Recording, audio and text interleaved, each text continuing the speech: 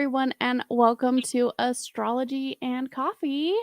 I am Megan with the Academy of Logic and Light. I'm here with our teachers, Julie and Elle. We're so excited to see everybody. One day I'll figure these out, but today I'm in a different spot, so that really messes with me.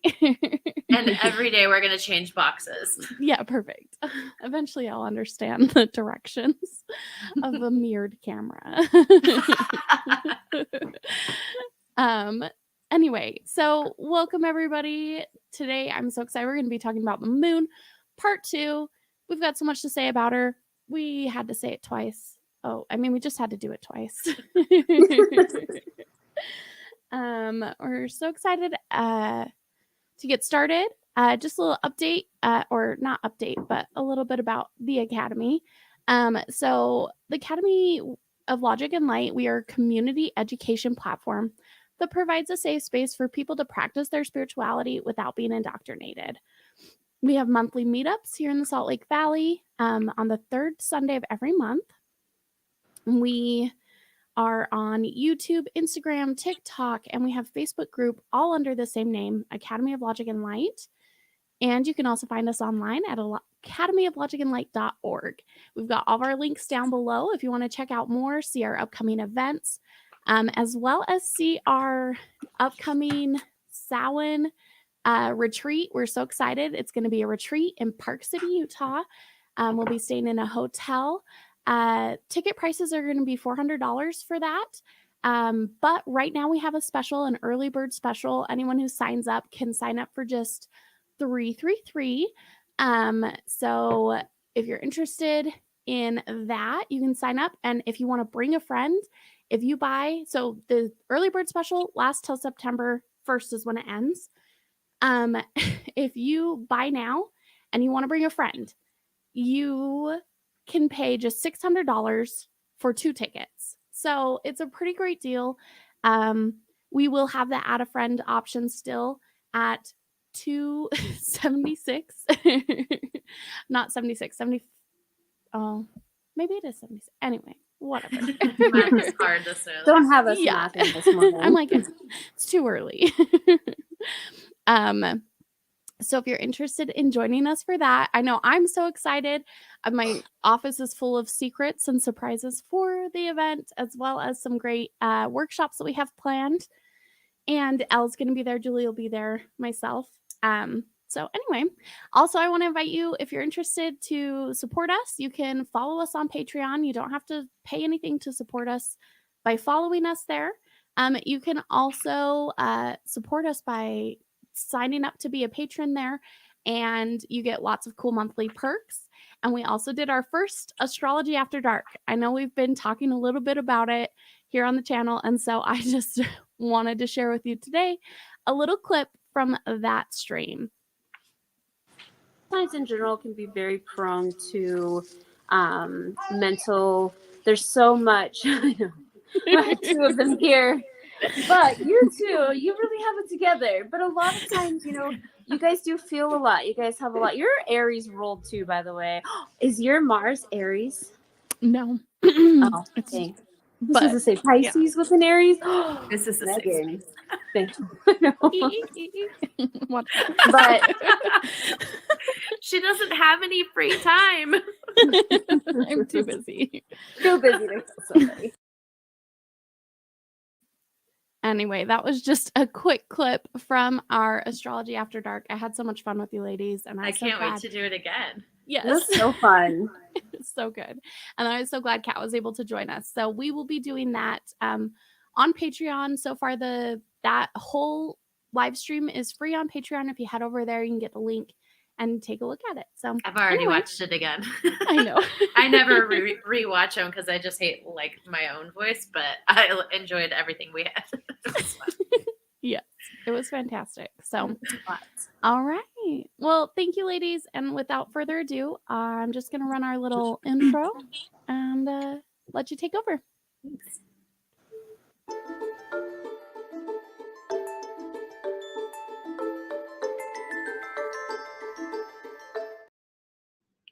Good morning. Good morning. Also, for those of you who are not super hip on what day it is, September 1st is Friday. So get your tickets before Friday because it's coming. It's Yeah. I know. I was like thinking, I was like, wow, that's actually like coming up super soon, but I'm excited about it. And I'm going to be cooking, which is going to be fun. And Elle's reading birth charts and has games. It's going to be a good time. It's gonna be so fun. I'm excited. We have a lot of material to cover, and we're going to kind of do it like we did before, I think. I was actually going to add to some things about the moon, your moon signs that aren't the obvious. Like, you know, obviously there's certain things you're like, oh, the moon, Aries is this or whatever. But I kind of dug deep and I was trying to find things that I could pull that we don't necessarily read about. But if you really think about, because a lot of times astrology is using the knowledge that you have and kind of putting together, you know, things from the planet with the sign. And so I kind of was really digging deep with like planet energy and the sign energy to bring up this whole, maybe that's something you wouldn't really read about in a moon sign. So I have a little extra something. Hell yeah. I love this. Perfect. All right. So I think we kind of talked a little bit. The moon describes your responses when pushed up against a wall. It is your natural emotional response to stress and pressure. In this module, I know that just feels too official to say. In this podcast, we're talking about the moon in the 12 houses, positive and negative points, and the moon and its aspects. Really quick cheat sheet. The planet is the what, the sign is the how, and the house is the where. All right. Did we go through the houses last week? I can't remember. My days have been not so last crazy. week, but the week before. We did the sun and the houses. The 2 weeks sun and the ago. houses. Okay, Yeah. so now we're doing the moon and the houses. Yeah. Nice. Okay, I'm like, I can't remember what we talked about last week. I know. Yeah, it's kind of been a big blur these last few weeks. I don't know about you. Yeah, school started end of summer. We've had a crazy year, so I'm just like starting to slow down, and now everything's like rushing me, and I'm like, wait, what did I do last week? You know, so yeah. I'm there. All right, let's talk about the moon. Do you want to read a little bit, and then I'll just kind of go in? Does that work for you? Okay. Yeah. The first house, if you're, so again, when we're doing our charts, when you see your little moon glyph, follow it to what house number it is. That's how you're going to find it. So for example, mine is Libra moon in the second house, and that you'll find the little glyph and follow the number. Super simple. All right. So first house, moon people. It's ruled by Aries and ruled by Mars. It's the house of self. The descriptions: you need to show your emotions and honor your intuition. You are imaginative in the way you express yourself and intuitive about other people. Home and family mean a great deal to you, and you remember your childhood with nostalgia. You want to be appreciated and admired, and you would like to be famous. The good points are receptive, romantic, and curious, and the bad points, I don't really know another word, but things to work on: oversensitive, moody, a tendency to dissipate energies. Nice. And you think of, you know, Aries energy, first house, right? So the moon in this sector, instinctively you think they're impulsive, reactive, because it's energy. It's a lot of fire, movement, that kind of stuff goes on in this house. But also, your moon in the first house is, you know, again, self, very important. But your moon is hidden. So there's a lot of times where you maybe don't choose yourself first, that you actually kind of do the opposite. These tendencies, if you think of Mars energy, it's fiery, it's passion. And so something in your moon is that it's hidden. So you could have, this is a kind of a placement for somebody who has strong desires that they may feel ashamed of. It really doesn't resonate with either society or maybe their core values, but they still feel it internally. It's deep within. So a lot of times, I would say someone who was either, and I'm not using probably the best terms, I don't know all the terms, but whether you're gay or lesbian, this can be a place of shame. When you have this placement, it's kind of like you feel that you maybe grew up in a culture that didn't allow that, or, you know, isn't understanding to it. And it doesn't even have to be that. It could be like sexual desires. Mars is very sexual energy. Aries, first house, very sexual energy. and your moon is sometimes that has a lot of fear of judgment because it's who you are to the core. And at the end of the day, no one wants to be judged. And so you may have these passions and these things that you really desire that you're embarrassed by or you don't think society will accept. So I would say for this placement, a moon in the first house, just try to learn and grow and accept yourself. And those who don't accept you aren't worthy of your energy anyways, because that's their problem, not yours. So Exactly. moon in the first house. I love that. Thank you. Yeah, of course. Second house. Excuse me. Taurus, it's ruled by Venus. It's the house of possessions. Descriptions: you're able to earn money creatively by using your imagination and through the public, selling to the public, appearing in public. Your financial affairs fluctuate and tend to be unsettled. You are sometimes thrifty and careful, at other times wasteful and careless. Can confirm. Tenacious with a keen sense for what is lucrative. Security-minded with an ability to plan for the future. Points to work on are greedy, extravagant. You spend money emotionally and often unwisely. No one look at my Amazon account. Yeah. This one, yeah, that one is, it makes you feel good to buy things, to have things. Taurus, second house, Venus energy is all the feel goods of possessions. You guys love things. I can speak being a Taurus moon that it truly brings me happiness. Like, it's like, having possessions is truly comforting. Having security is very comforting. So one of the things with your moon in the second house, kind of behind the scenes, the dark side of the moon, if you will, or whatever you want to call it, are these people, security is so important to them that they can be so ruffled and so concerned with having security to where it overwhelmingly takes over. Like they can't relax. They have to constantly be in a worry state of mind. It's internal in them. The worry is internally in them. And Taurus, I kind of feel like, is a true worry wart. Like they worry about things. They think about things. I have a ex mother-in-law Taurus, great lady, wonderful. She wrapped her credit cards in aluminum foil because I need to do that. She felt like it was safe, And I'm like, Fee, why are all your cards wrapped in aluminum foil? She's like, because they take those little things by your wallet and they can scan your card. And I'm like, oh no. Oh wow. Oh, I thought it was just so she didn't use it. I was like, I need to do that. No. It was a security measure so that no one took her money. But yeah, wow. tinfoil. Why do people always think that tinfoil is protecting you from things like that? That's so interesting. I have aluminum. There's got to be something somewhere that has said like this will keep the. Is it on the internet? Probably on the news. I've seen people honestly. wrap their phones in aluminum foil too, and I'm like, I don't know. You might be onto something, maybe not. Yeah. I feel like hers is probably from the news because she's always watching the news and they're like, oh, this and that. And she's like, oh, goes out and buys, a Costco size aluminum foil. Seriously. Wrapping all of her things. But you know how much time that had to take? She has a lot of cards. Yeah. But you know what? It makes her feel secure. It makes her feel safe. And that's what Taurus moons, second house moons, there's a need to feel safe. There's a need to feel secure.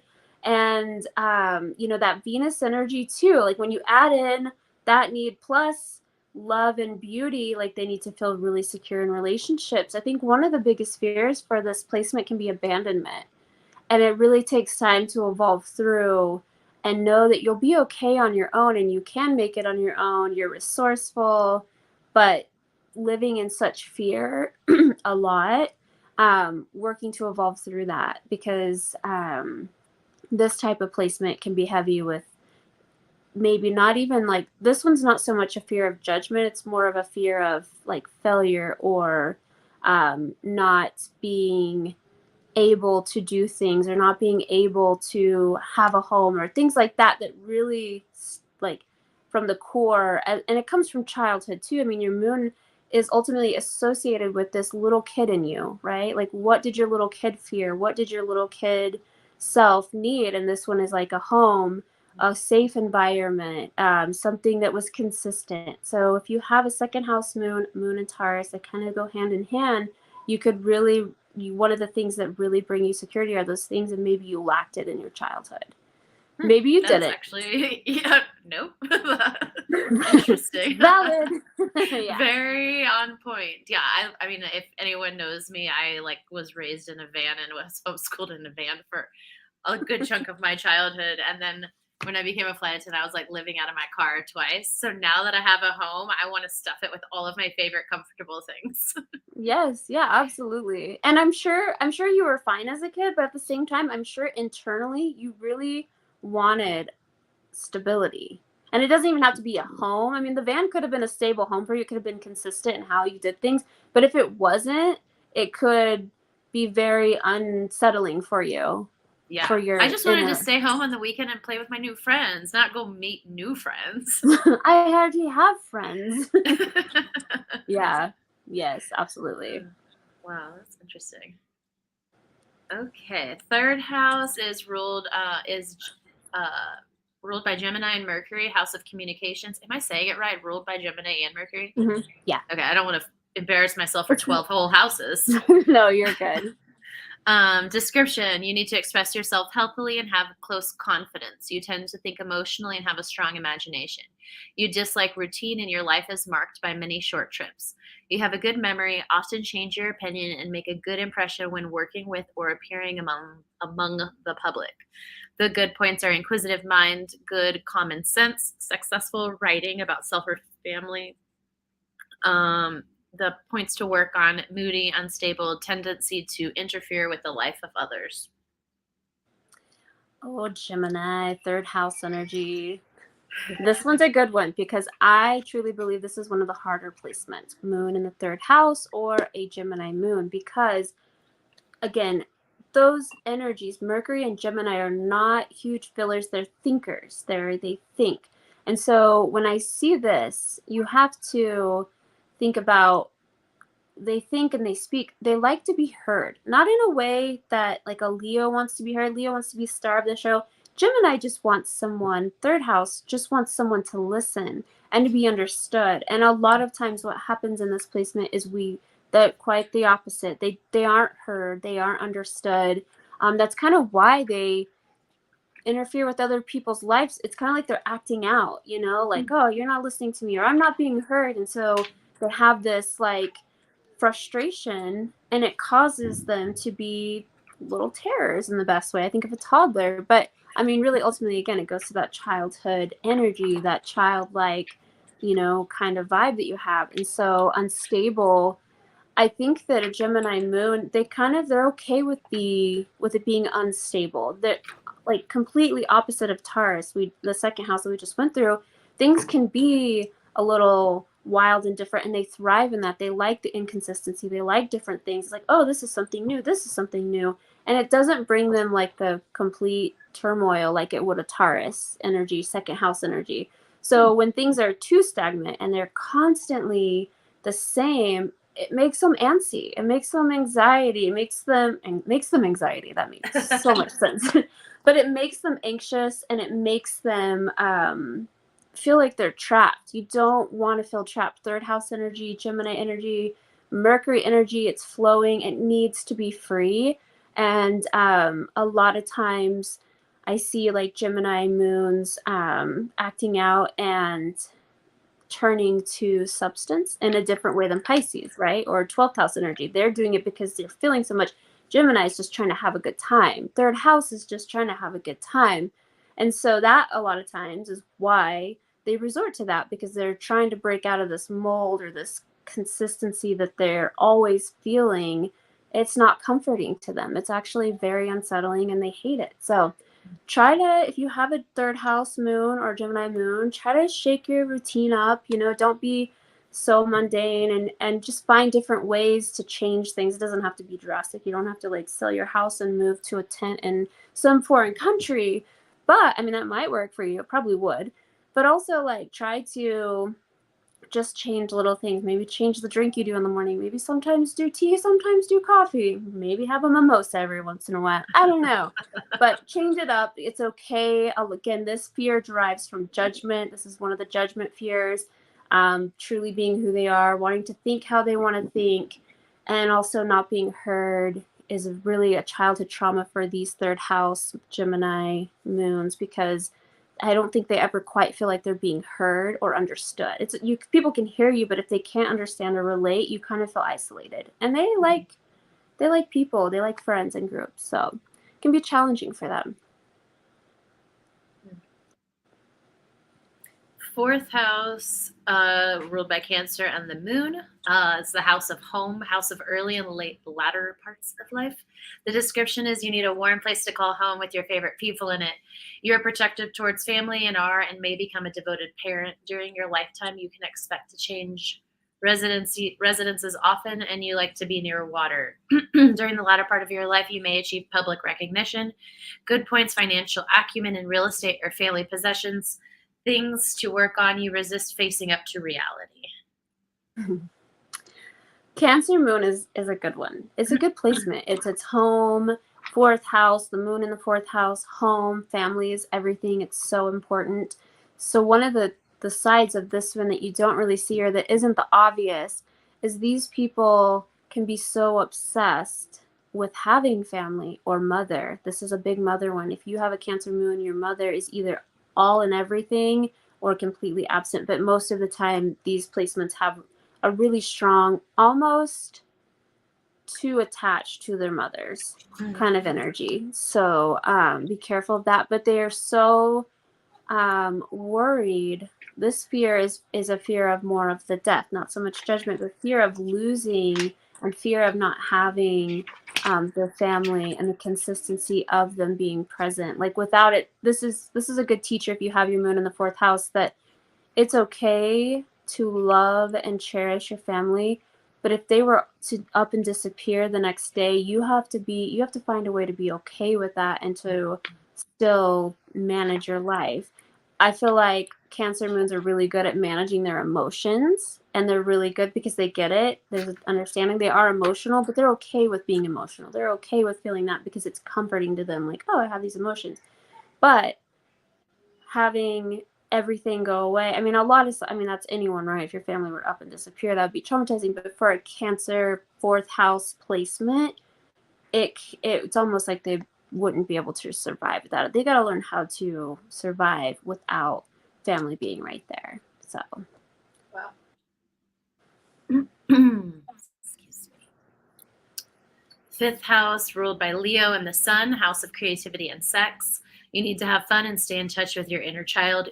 You're impulsive about love, tend to follow your heart rather than your head. You seek out pleasure in life. One of your love affairs is likely to become public knowledge. You may have a child who becomes famous. Good points are romantic and creative imagination, things to work on, overprotective and possessive of lovers and or children. Oh my gosh, I just saw my friend's chart and it is kind of an X, and I was like, well, that is... I pissed him off. we won't talk about it, but wow. No, I love that. My moon is in the fifth house, and I have so many children, so it's very likely that one of them is going to be famous. I guarantee you it's my Gemini. I put money on it. I've seen all their charts. Hers is very aligned for fame, and I just hope that it's in like the good way and not the bad way. That's the one with the Scorpio moon, okay? I'm sorry. Be on TV, but not for robbing a bank. Not for robbing a bank, please. Yeah. No, she's got such a creative mind. It's amazing. But yeah, so the moon in the fifth house, Leo energy. Leo likes to be the star of the show. Your moon is so not the star of the show. Your moon is like, hide me. I don't want people to see me. This is just who I am. Again, I said this last week. Your moon is who you are once people get to know you. My moon, my family, my children, and my husband are really the only people who truly know me. Even my family, they don't really know me. They see this like light side to me that I put out there, but I don't ever show them. I show them the fun side, right? Like fifth house energy, it's fun. They see me as really light, and I am, But there's also like a really dark side to me that no one sees unless you're really close to me. Fifth house is exactly that. It's you almost create this facade and pretend that your emotions aren't even really there, or that you're, whatever your feelings isn't there. It's taken me years to get through that. But, Leo wants to be seen. Fifth house wants to be seen, wants to be heard. Your moon is in a place that doesn't enjoy that. So one of the things here is the fear of not being seen. As a kid, you try to like, look at me, and like no one, and it's not like Gemini wants to be heard and understood, where Leo, fifth house energy, wants to be seen. You want people to see your accomplishments. You want people to see that you're doing good at this or doing good at that. And so one of the things that can happen is when you don't receive that as a child, no one's looking at you or paying attention to you, it really hurts and causes you to kind of dive more inward and be I don't want to say cold, but less like you don't feel as much. You don't allow yourself to feel as much because Leo, fifth house, is very sensitive, like in a big heart kind of way, like they kind of cower a little bit when they're hurt. And so if that happens over and over, this is a tendency for you to really cover up and hide your emotions as hard as you can, lock tight in a vault, and only certain people get to see them. And I can speak true to that because that's exactly how I am. I'm like, no, I'm fine. It's fine. You're good. No, you don't. We're chilling. Like, people are like, oh my God, you're the easiest person to deal with. Low-key, I just don't express it until I get home, and I'm like, ah! And my husband's like, a little explosive. Okay. Yeah. Sixth house was ruled by Virgo and Mercury, the house of service and health. You need a healthy routine so you can share for yourself and others. You may change jobs frequently until you find something that truly suits you. Unhappiness at work may affect your health adversely. You may especially be prone to stomach trouble. Good points are intuitive and imaginative in work. Points to work on are unstable and indecisive about responsibility. This one is another hard one. I always... Am I froze? Can you hear me? I can hear you. Oh, my screen is just froze. I'm just going to let that be.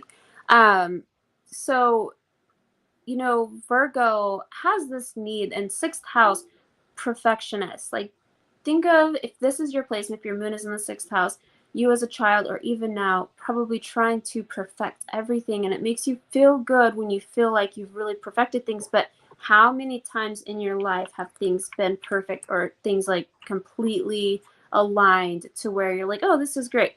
Probably not very often. So this can be that Mercury energy, anxiety.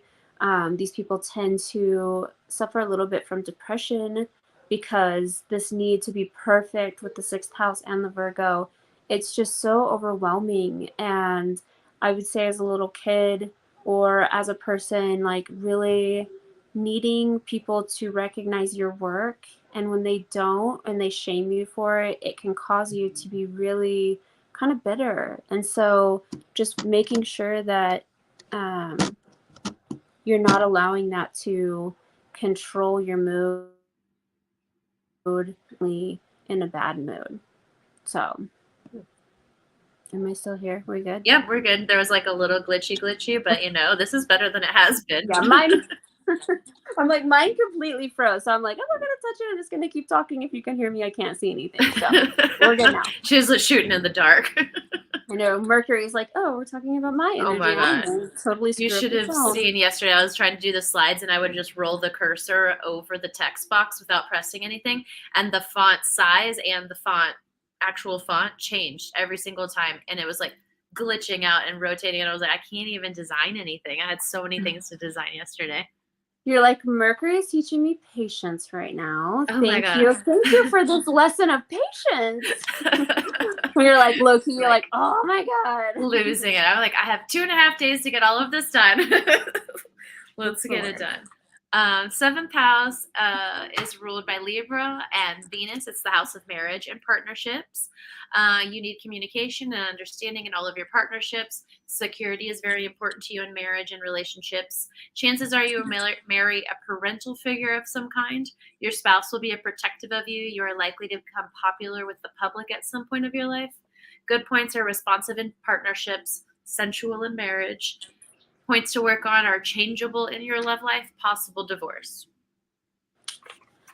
This is so I'm gonna mix it a little bit and show you kind of how you mix the energies of the moon and the house. So my husband is a Libra moon in the 6th house, what I just spoke about.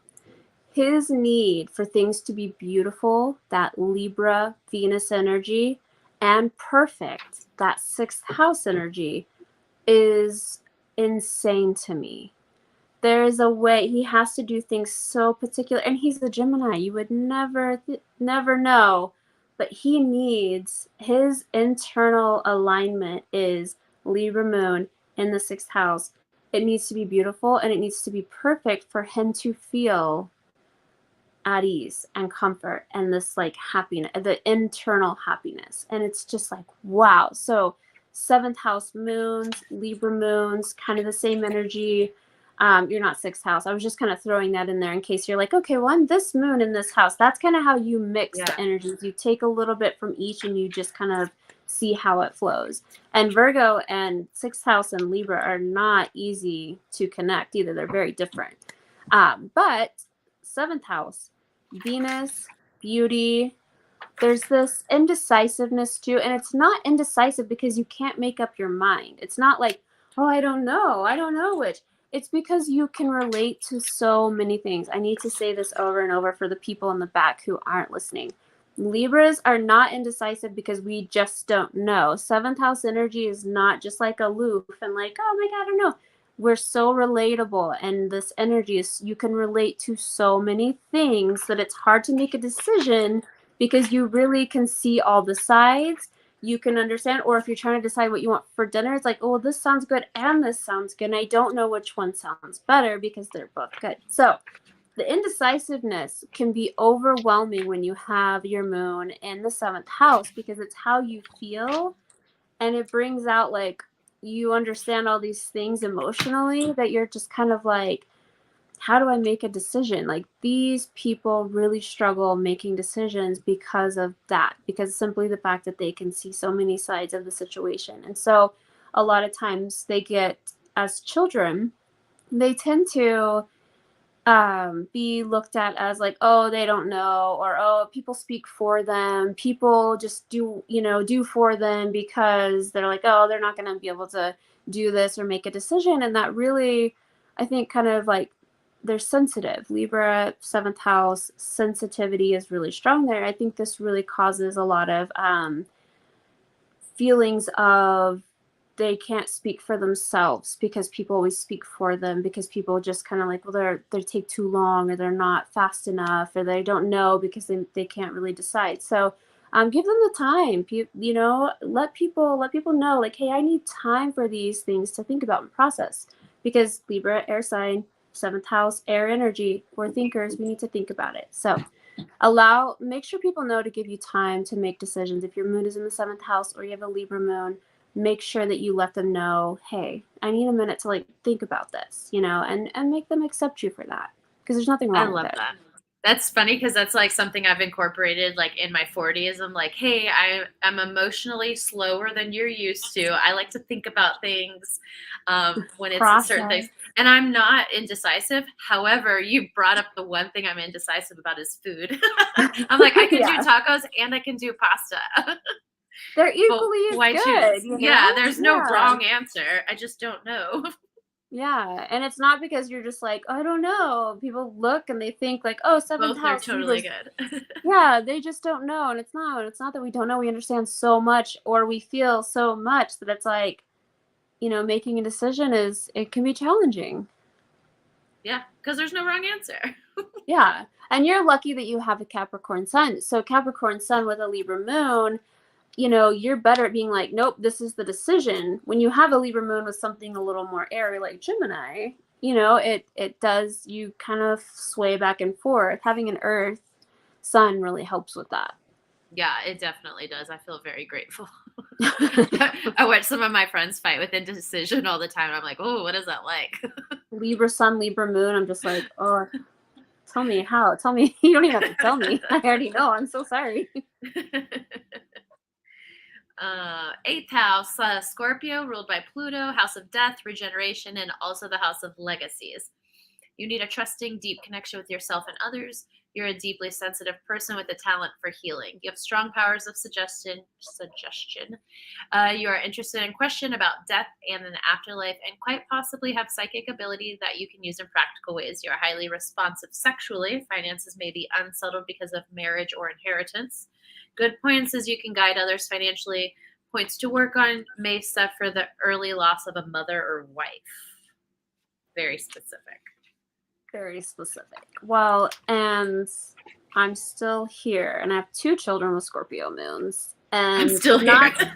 not in the 8th house though. I will say when I see someone with a moon in the 8th house, I do tend to go to loss. And that doesn't mean you're going to lose people. You could have a different degree, and you could have different aspects that really change and alter that. But also this placement for the moon understands death in a different way and can accept it, I feel like, differently than most moon houses. So I think this is one of the harder houses for the moon, because it's nice because it's that water energy. It all flows. You've got the Scorpio, you got Pluto energy. It's dark, it's heavy, but it's also kind of like at home in a way. It's a trine, it's fairy. They sync really well together, but it is heavy when you have a moon in Scorpio or in the 8th house. This can indicate issues with your mother, not being understood emotionally. I know so many people that they're so emotional and they're so deep that certain people can't even understand or what's the word I'm looking for?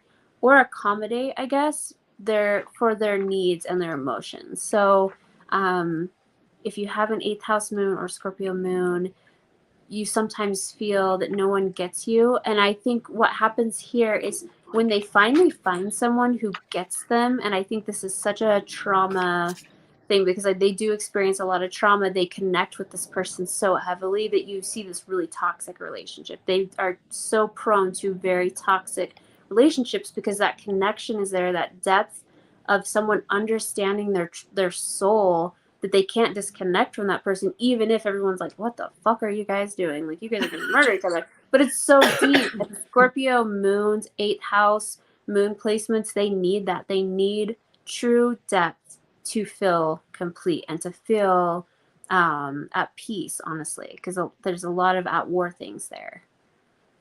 Interesting. Yeah.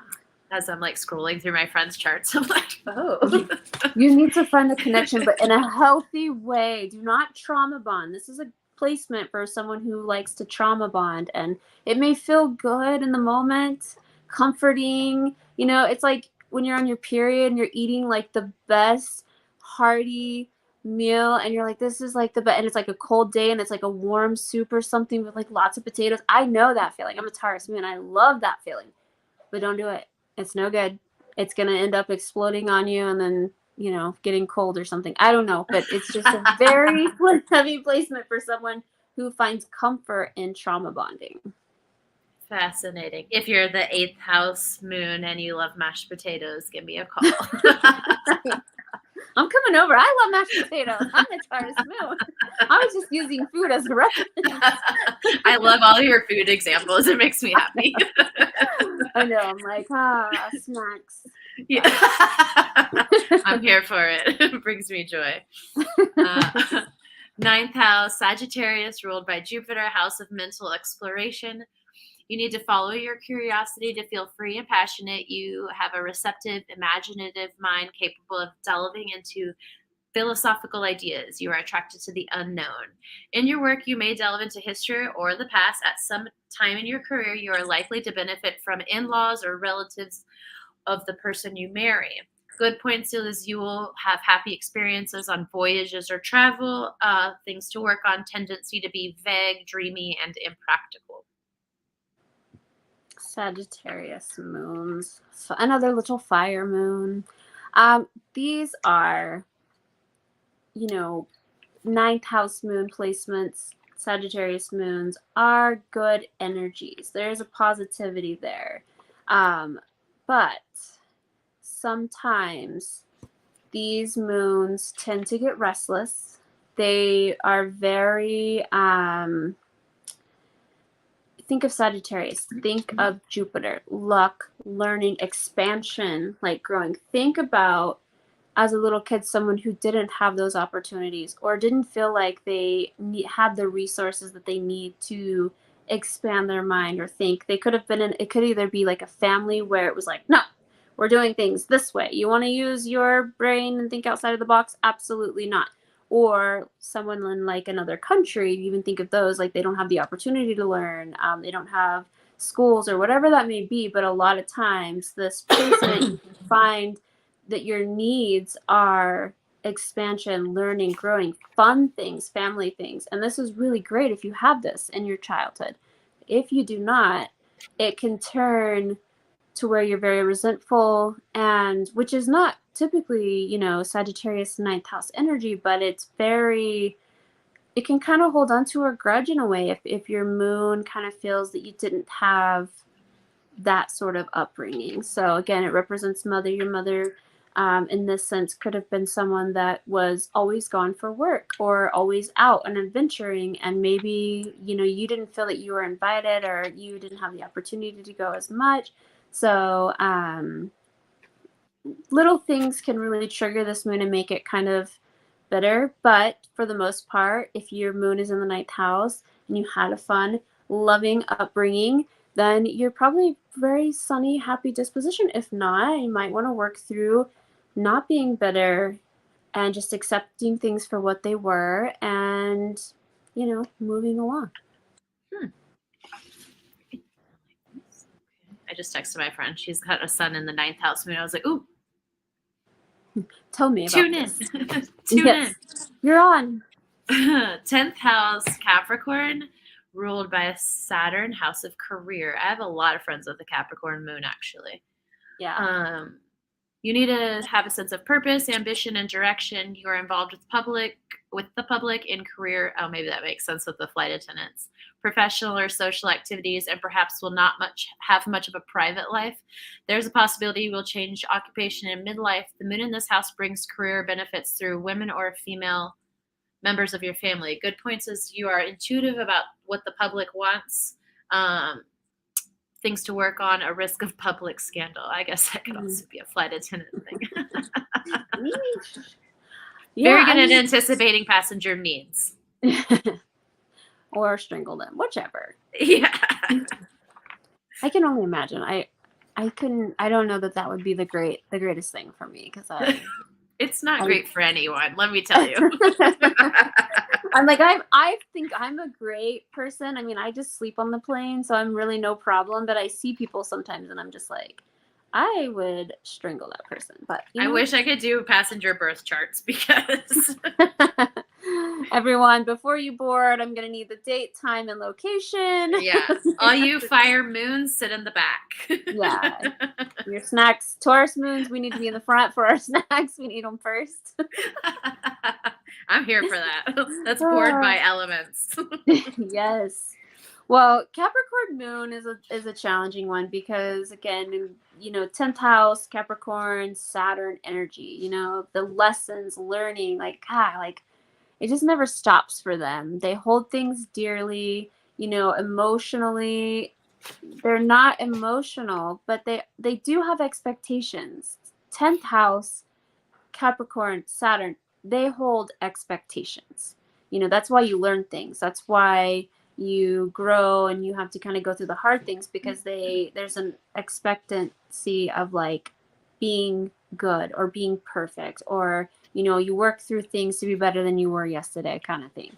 So when you have a Capricorn moon or moon in the 10th house, being emotional is harder, because you need to be strong. You need to be tough. When your moon is in the 10th house, showing emotions or being a crybaby, it's the complete opposite of Cancer. They're polarities. So being a crybaby is just really not acceptable. It doesn't make sense. It's not good for anyone. It doesn't look good. They're about public you know, how they look to the public. So they don't want to look like crybabies. These are very strong people that, you know, don't enjoy appearing weak. And so, moon in the 10th house, moon in Capricorn, the best advice would be, first off, let things go, let it go, because you hold on to things. Again, we're going to sing Frozen here in a minute for you guys. Just try to understand that people are not perfect and they're not always going to meet your expectations. So if you have a moon in the 10th house and you have really high expectations of people, you're going to have to either pick the right people that are perfect, maybe a good Virgo friend or a good, I wouldn't even say Taurus can meet those expectations. Probably just Virgo, honestly. That's probably your best Maybe bet. that's why I have so many Capricorn moon friends, because I'm so perfect. You're so perfect. See? Yeah, find yourself another Capricorn, a Capricorn sun. Because they're able to meet those expectations. And so just letting things go is the biggest thing here, because even childhood things you probably still hold on to. You really you had a lot of times, like, you have expectations of your parents, right? Like, they're your parents. They are expected to be parents, and sometimes they're not. Sometimes they're shitty, or sometimes they didn't know, they weren't given the resources to be the best that you needed them to be. And so when you have the Capricorn moon, just trying to understand that and not be resentful and just kind of be more accepting. I mean, that's probably the hardest thing, is accepting people when you have a moon in the 10th house or a Capricorn moon, is really trying to forgive people, understand them. It's not always so black and white. There's gray. No. Oh, the 10th house placement moons are like, no, it's not. They should have done better. Yeah, I can confirm that that is what my Capricorn moon friends would say. Yeah. 11th house, Aquarius, ruled by Uranus, house of hopes, wishes, and friendships. You need to feel togetherness and belonging to an idea or a cause. Your easy social charm attracts admirers. At some time in your life, your goals shift and friendships are likely to change. You have a flair for entertaining in your home. Good points are emotionally intuitive in dealing with people. Points to work on, accessible to unreliable friends, and scandal not of your making. 11th house energy is Aquarius energy, Uranus. All of those are very eccentric, very different, very rebellious. So when you have a moon in the 11th house, there is this natural rebellious tendencies to you. You maybe like to fight. You may be very aggressive. I mean, this all depends on other things in your chart, but these tend to be, when I think of Aquarius moon, I am like, you need to work on some things. And same with the 11th house, because the moon in the 11th house can be understanding. There's that air element there, you know, that is kind of something that kind of sparks a little bit every now and then, but they typically don't. They're typically very closed-minded. Emotionally, as a kid, if you dealt with a lot of like just silly people, or people that were aloof, or people that didn't have consistent ways of thinking or consistent and aligned with what you believed, there's no respect for them. There's no, like, if your parents were like, oh, you know, it's very easy for you to lose respect for people, and I'd kind of be judgmental. I would really say work through that. The 11th house is typically not like something you would think of judgmental wise, because it's Aquarius, and Aquarius is air free, and you know, you should think freely, but they can be in this placement. It's very emotional to them. It's very dear to them. And they do tend to hold on to judgment on people, because they really don't have the understanding quite yet to understand other people, if that makes sense. I think I just said it twice and like didn't make sense. But this is just kind of a challenging placement if you have your moon in the 11th house. Internally trying to understand people can be very difficult.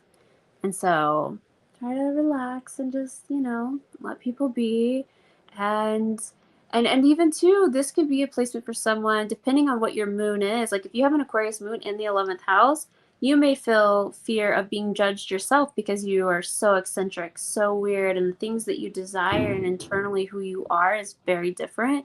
And you could fear judgment that people are going to judge you on that. So it could have its opposite. If you have like a, I would say maybe like a Leo, it's fixed moon in the 11th house, it's probably going to be more like that first one, judgmental, harder, not as. Did you just read that question? What? Did you just read that question? Leo moon in the 11th house? Oh, no. Oh, that's weird. Literally just, yeah, no, that didn't show up on my screen until just now. Wow. So exactly, a Leo moon in the 11th house can be kind of more judgy, kind of how I was explaining it before. It's black and white. This is how it is. And getting out of that, like, that place of just thinking that people are like people that are maybe a little more aloof, like try to understand them instead of just being like, oh, these people are annoying. You know, that would be my best advice. I did not know you were a Leo moon in the 11th house, but it's if you think about it, Leo is fixed and they have a strict way about them. And the 11th house is, you know, Aquarius air energy, and it's the polarity. I mean, it's the opposite house. So it's kind of like it has this kind of what's the word? Like not war against your moon, but it is very different. Who you are, how you feel, and how you internalize things are the opposite. And so it's very challenging. So just... She's not in 11th house. She's raising one. Oh, teach them to be open to other things and try not to be too aloof, because that might drive them crazy. But you're not. You're on it, so you're probably chilling. But if there's a parent that's like, oh, I don't know, maybe we'll go here, maybe we won't, maybe we'll do this, or maybe we'll do that, I don't know, then the child is literally probably not going to enjoy that. They're like, what are we doing and why are we doing it? Need facts, need direction. Exactly. That's funny. 12th house Pisces, ruled by Neptune, house of secret sorrow and self-undoing. Description: you need a strong connection to spirit and time alone in retreat. You are sensitive, receptive, intuitive towards other people. Too easily hurt. You hide your real feelings. Often need to get away to restore yourself. Think and meditate. Good points is a creative imagination. Things to work on. Often insecure. Possible disappointment comes through mother or family. Pisces moons and 11th or 12th house, sorry. Very, very heavy secrets. This one is hard because Pisces is internal. They internalize everything anyway. So when you have a moon in the 12th house, your moon is already hidden, and then it's in a house that is very hidden and very covered. So like showing any kind of emotions or feelings is so challenging. No one is worth, in your opinion, knowing what you feel. Again, how I was saying how the 8th house likes to trauma bond. Sorry, there's like a block party going on outside my house right now. It's 9:53 in the morning. I know. But how I was saying that, you know, the 8th house really loves to trauma bond. This is probably who they're trauma bonding with. Is the places they both get each other. There's that like, holy shit, no one ever understands the depths of my emotions. And so this is another one of those when they do find someone who understands them, truly understands them, which probably happens like once every 20 years. You know, this isn't something that happens often. It has to really align.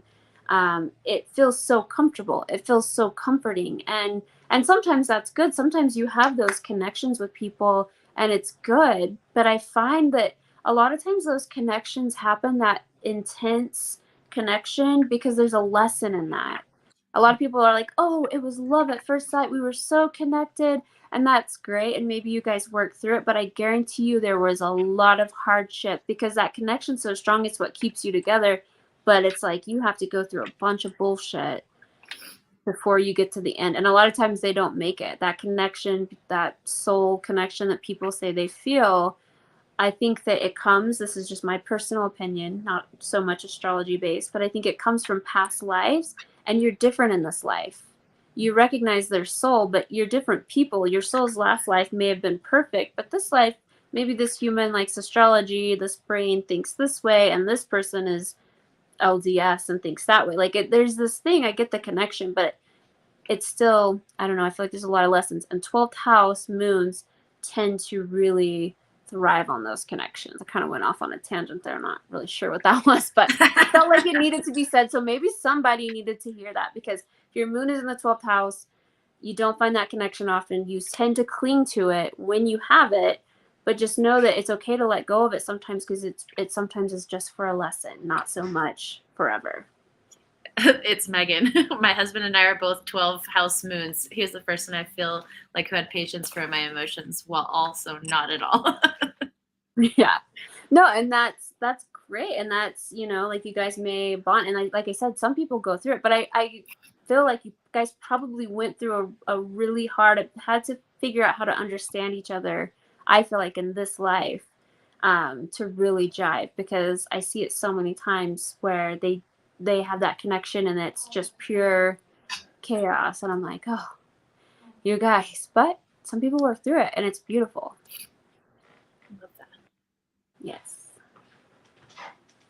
Okay, going quickly into aspects. Again, these are, mine's all highlighted and ugly. And a birth chart is this part right here. All these crisscrossy lines that don't look like they make any sense make a little bit more sense over here. So those are your aspects. Your sun and your moon, good aspects.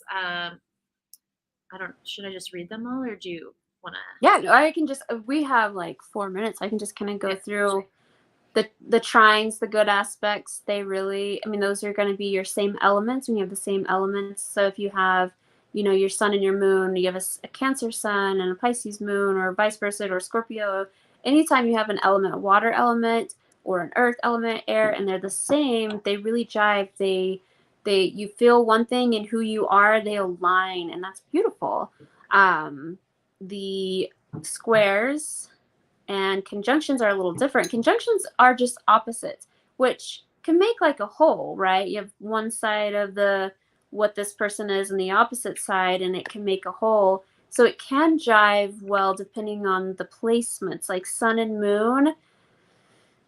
Not my favorite conjunction, because how you feel and who you are very different. But like if you were to have a Venus and a moon conjunct, like how you love, it can bring a different kind of spice to your energy, giving you different sides and different understandings of how things work. So that's like a good one. But sun and moon conjunction can be very challenging, because who you are and how you feel typically are the opposite, which can be conflicting. The squares, you're just really different. You know, anytime you have a Libra and a Cancer, they square each other. And so it's like they're very different and how they feel, and they don't really align as easily because they're very different. If that all makes sense. I feel like that was like the short version of what you were going to say. Yeah, and we're going to dive deeper into aspects too, like as we go on. So this is just kind of a brief introduction going into it. Oh, we're going to go. Sorry, I didn't know that they were moon. I should have looked at these before, because I'm like, oh, if you had a moon and then a Venus. We've got them all. So the moon and Mercury, if you have good aspects, you communicate your emotions very flawlessly. They kind of like spill out, and it's like putting butter butter on a piece of bread. It's just smooth and chill. Versus your moon and your Mercury being a square, it's going to be how you feel, and expressing it is a little more challenging. You probably like me trying to talk today. It just doesn't come out very well. It's like, what is she trying to say? But and then conjunctions are you know, this kind of energy can be good. Like I said, it can be good or bad with them being completely different. But I think with the moon and Mercury, it's pretty good, because you feel one way and you communicate another, but it also again makes like a whole, and can just like be very proficient in how you speak and how you express yourself. Yeah, I just briefly went through my friends and my aspects, and I was like, oh, I could see who's like coming across a little bit more chill and who's not. Exactly. Moon and Moon and Venus. Moon and Venus. When your moon and your Venus, they have good aspects. They are affectionate. They're lighthearted. These people are very easy to love, and they are in relationships. How they feel and how they react to things in the relationship, they are very, I would say, understanding. When you don't have that, when you have a moon and your Venus square each other, it can be very moody, careless. These people tend to just have a hard time in relationships. They're not the best at relationships. And then when you have like a conjunction, when they're opposites, you can have a very beautiful relationships, kind of like the trine, but it's different energy. It doesn't like, oh, everything's the same. It's like, oh, we're different, but we love the differences between each other. So it drives it in a good way too. So I like a moon and Venus conjunction. I love this. And Mars. And Mars.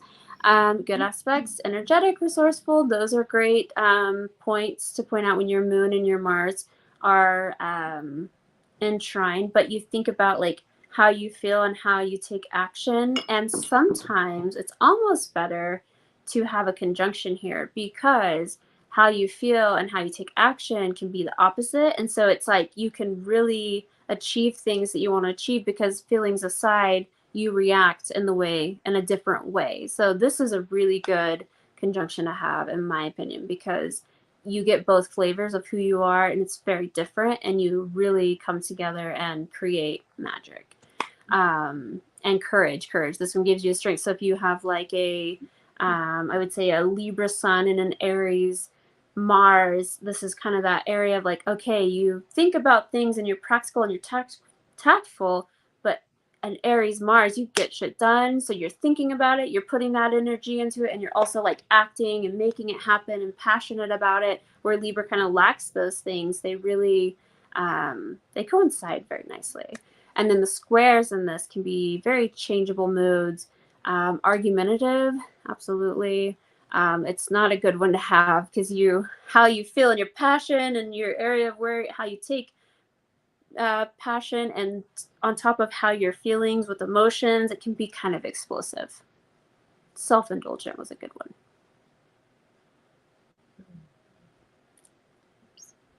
Jupiter. Moon in your Jupiter. Optimistic. This is your luck, how you feel and how you bring in luck. You're probably a very good manifester. Great for manifesting. Squares. Yeah, the financial aspect when they don't align and it's kind of challenging. It just doesn't flow. And so you're not good with making finances. This does cause laziness.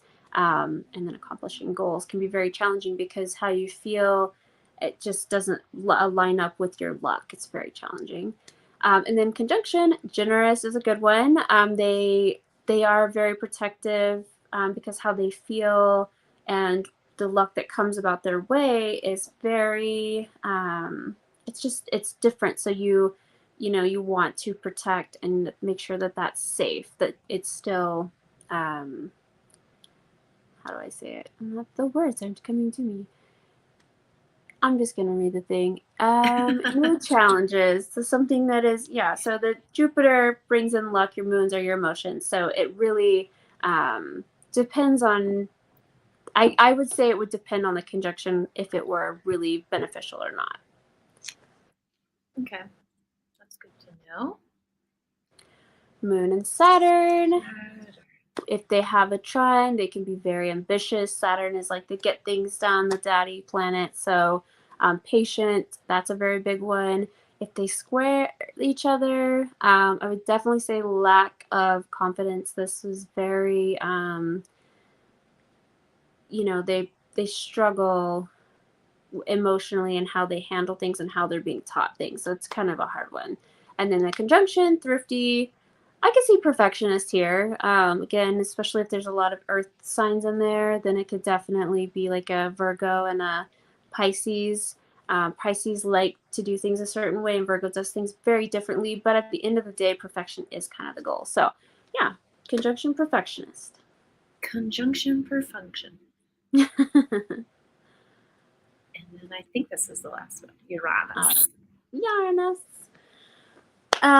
Strong intuition. You know, when your moon, they trine each other, they align in a way of like your imagination and how you think of things creatively and rebelliously, but it also probably makes you a little less rebellious because you enjoy change. You enjoy, you know, they coincide change depending on what the moon and Uranus are. But the squares, this one would be very challenging. I see two changeable. Again, it really does depend on what the moon and the planet is, but it can be, for this one, I would say how you feel and how you react to things with it being a square could be very hot-headed. This is kind of one of those placements that it could cause this person to explode over things. Again, depending on what the signs are. But and then conjunctions, they may be considered eccentric, very eccentric, and they do not conform or be restricted, and that is very true. They're probably very rebellious. So that's that. This is kind of where we were talking about Astrology After Dark when we brought up the serial killers, and the lady had such a beautiful chart, but then you started going into the aspects, and then we started seeing like a little bit more. It really does one put more. things. Neptune. Yes. Forgot about Neptune. Neptune. No, but Neptune, the good aspects, it does give powerful imagination. It's definitely witchy. There are these, you know, your moon, how you feel, you really dive deep into like the things out there that are not seen on the everyday life. They're not seen in this world. You really kind of you really drive in that area. So squares, yeah, I would say the moon and Neptune, if they square each other, this can be very difficult for imagination. It can be very difficult for how they internalize things because it's very, they don't jive. And so how they feel and how their imagination seeks is not the same. And so that can be challenging. And then the conjunction is warm-hearted, and again, it kind of brings the other piece of the pie. So if they have this in their moon that's very light and easy, and then they have Neptune that's a little heavier, it can be good or bad. So it can cause really good imagination and happiness, or if it's something very dark, I would say like Taurus, Scorpio, it can be a little more, it would be a little more challenging. It would be not a bad conjunction, but it wouldn't thrive as well as some of the others. Aquarius and Leo, for instance, would be good. Like, for example, my Saturn, sorry, this is Neptune. My Neptune is Sagittarius, and it's squared with my moon, Libra moon. Yeah, so your Libra moon is lighty, flighty, you know, your Neptune and Sagittarius, like study, you know, daydreaming about, you know, things, or the way that you daydream is very different than how you feel. And a Sagittarius is very free, very on their own, very independent, the way you are thinking and the way you daydream and how you explore things, versus your moon, who's a little more cautious and likes like a partner and the things that they don't totally align with how they do things, you know. Okay. Or how they jive is not the same. Interesting. Yeah, I guess that does make sense too. Oh my gosh, there's one more. I was like, this can't be it. We're going all day today, guys. No. To make this one short, we'll just kind of go through the good aspects, strong emotions, business ability. That's a good one. When your moon and your Pluto, they trine and they really drive. There's a lot of changes in your life.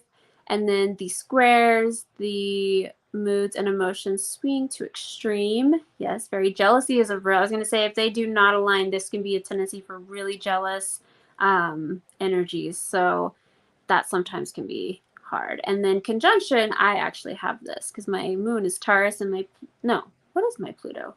It's not Scorpio. I'll tell you. I'm like, wait, I totally lost my I got my your Pluto, chart. and I know my chart through. Pluto's a Scorpio. It is Scorpio, but that sounded so weird when I was about to say that. So mine are conjunct. I am very impulsive. I do change. I keep people guessing all the time. I have the tendency to be like, oh, I'm doing this, and then like a year later, I'm like, oh no, I'm totally doing something different. And so it does change people up. Like people are like, wait, what are you doing? I didn't. And now it's like, oh, nothing surprises me with her anymore because I do have this very different.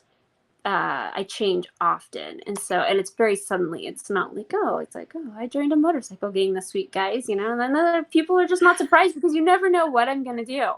So every time you tell me a story, I swear I'm like, what?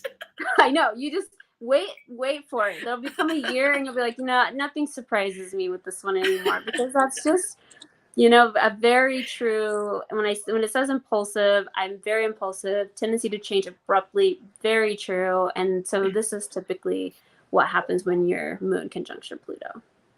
That is amazing. Okay, this was a hefty class, which we knew it was going to be because obviously the moon is got a lot with it. But my friend, she just told me she just puts what's it called? Broadcasts all of these YouTubes to her TV, sits down with a coffee and a drink and a notebook and just starts taking notes and doing her charts. So I think we have 21 classes. You can't say you haven't come here and learned something. Yeah. We're very repetitive. If you haven't learned anything, you're not listening. Exactly. I'm like, we're going to keep repeating it, and that's how you learn. You're going to see some patterns. It's not too much. So quickly again, if you like what we're doing here, we've got our Patreon. You can go support us there. Our first 5 classes are there. So those are the classes of the elements and how to read a birth chart and the introduction. So this is for like very beginners all the way to the most advanced. And so we'll be doing some cool astrology stuff at our retreat in October. So sign up. The link is, Megan's put the links where they're supposed to be. So look for where links are. They'll be there. And then we've got all of our information here. And next week we're coming back with our with Mercury, which is exciting. Let me go through. Mercury's fun. Okay. My son's moon is in the 4th house in the sign of Libra. He could care less about family being around. He's the kid that doesn't even look back the first day of school. That probably means you've done a good job. Yeah, he's a Libra moon in the 4th house. Libras, they're little explorer. They're very disconnected. We're in the 4th house. Probably maybe later in life that'll come up to where he's more like, oh, family, because it'll come. He's just not there yet. So, Libra moon. Oh, my son always tells me to decide for him, especially when it comes to food. Man, I'm telling you. Same. It's hard. Same. And then, okay, I think we covered the Leo in the 11th house. Mm-hmm. Perfect. Yeah, we covered pretty much all the questions and a lot of information. So go back, press pause, watch it again, because I know I will. But anyways, as always, thank you, Megan and Elle. We cannot be doing any of this without you guys. And thank you for everyone watching. And we will see you guys next week for Mercury.